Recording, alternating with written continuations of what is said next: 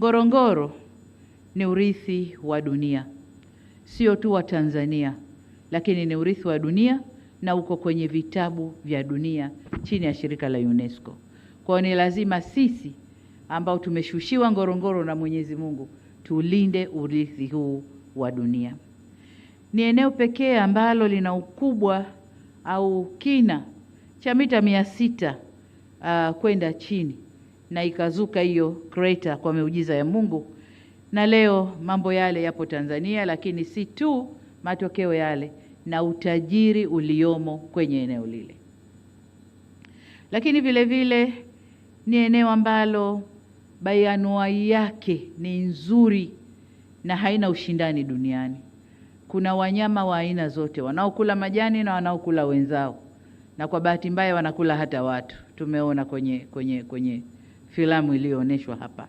Lakini kuna wanyama wanaokula majani, tuna ndege wazuri tumewaona hapa, flamingo. Kuna vivutio vingi ambavyo si rahisi kuvikuta kwengine duniani kwenye bonde moja, si rahisi. Lakini jengine ni kwamba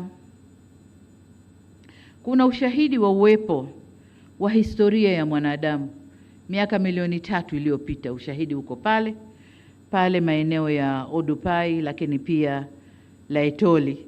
Ni eneo muhimu la kuhifadhiwa kwa faida ya taifa letu, lakini pia kwa faida ya dunia.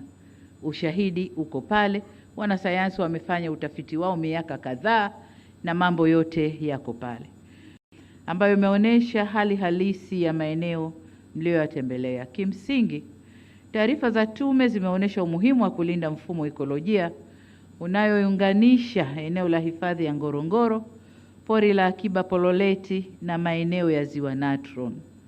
Haya maeneo ni maeneo muhimu sana kwa nchi yetu. Mbali ya mambo yaliyoonyeshwa hapa na yaliyozungumzwa, kuna vitu sasa tunaanza kujua viko kwenye maeneo yale na ni muhimu kwa taifa letu. Kuna madini yanayotafutwa ulimwenguni yako kwenye maeneo hayo. Kwa hiyo ni maeneo ya kuyalinda, ni maeneo muhimu kwa taifa letu. Sote tutakubaliana kwamba huu ni mfumo muhimu na wa kipekee kwa ajili ya uhifadhi endelevu wa maeneo haya kwa manufaa ya taifa, lakini pia dunia kwa ujumla.